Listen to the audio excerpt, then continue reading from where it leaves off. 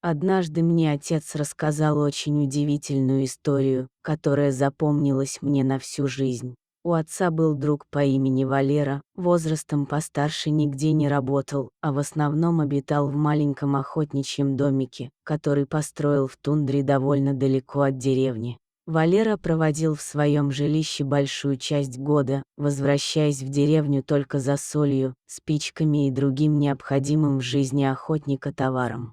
Сдавал пушнину, потом возвращался обратно, охотился, ловил рыбу, словом, наслаждался жизнью, как не можем сейчас наслаждаться мы. Было ему в то время чуть больше 50 лет.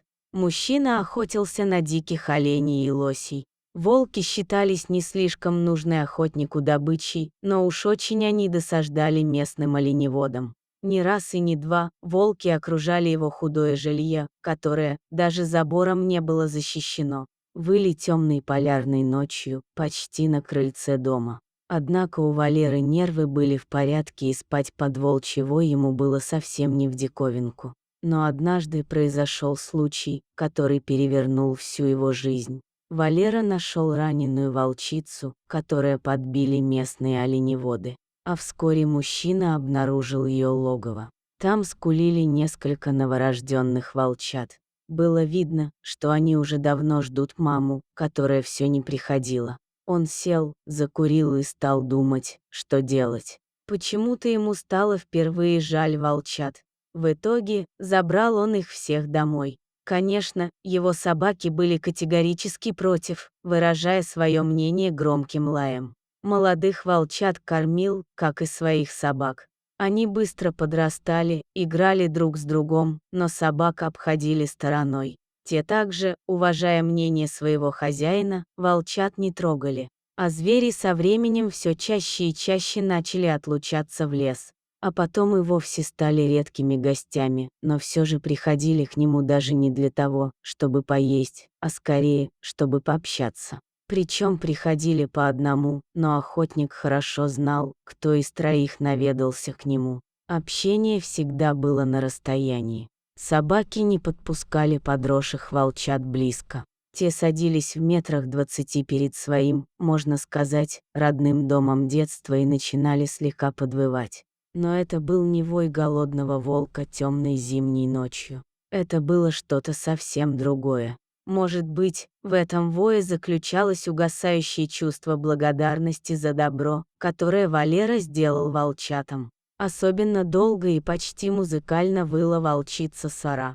А потом подросшие волчата пропали, и охотник подумал, что навсегда, наверное, они зажили своей суровой волчьей жизнью. Однажды Валера провалился под лед недалеко от своего лесного дома и серьезно заболел. Когда приполз в свою избушку, жар был очень высоким. Он разделся, натерся медвежьим жиром и лег в постель. Особенно не беспокоился, такое иногда случалось, однако, на этот раз болезнь оказалась более коварной, чем прежде.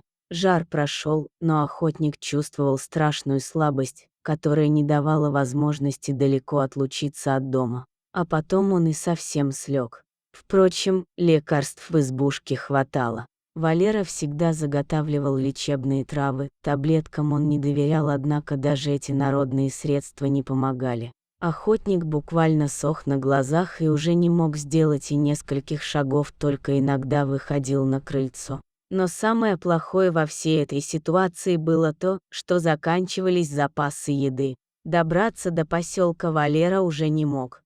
Собаки, правда, добывали себе пропитание в лесу, но, естественно, с хозяином не делились. Оставалось только надеяться на Бога. Несколько раз по ночам Валера слышал знакомый волчий вой.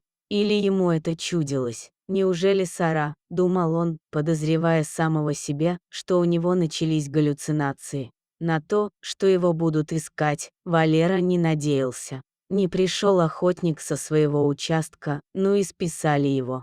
Никто не пойдет в тундре искать человека, да и бесполезно это. Вертолетов не было даже снегоходов. Найти в таких условиях пропавшего охотника было просто невозможно. Понимая все это, Валера приготовился к смерти. Когда начались страшные морозы, Валера запустил в дом собак. Той ночью волчий вой был особенно продолжительным. Утром вышел мужчина на крыльцо, а собаки с громким лаем выскочили за ним и тут же начали, остервенело, что-то рвать друг у друга. Валера схватил палку и кое-как отбил у голодных псов большой кусок оленины. Он глазам своим не поверил. Откуда это взялось, отрезал кусок собакам и вернулся в дом, сварил суп. Подкрепившись, он опять вышел из дома, подошел к тому месту, где нашел мясо, а точнее часть дикого оленя со шкурой и шерстью, и среди следов, боровшихся друг с другом собак, нашел волчьи следы. Причем волк подходил к этому месту спокойно, словно его никто не тревожил. И тут Валера окончательно решил, что свихнулся. Но, вспомнив, как ночью подвывала, словно вызывала его на крыльцо волчица Сара, все понял, но не поверил сам себе. Волчица принесла ему еду. Да такого не может быть. Волк — дикое животное, он не способен на такое. На такое не способна даже собака. Но факт оставался фактом. Через несколько дней Валеру нашли проходившие мимо охотники. Они на носилках привезли мужчину в деревню. И с тех пор Валера никогда не стрелял в волков.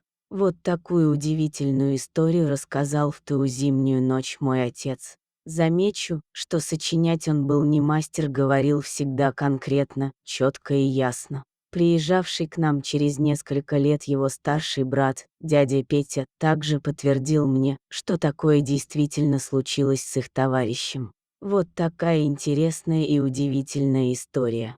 Дорогие зрители, если вам понравилось это видео, то ставьте лайк и подписывайтесь на наш канал. До свидания.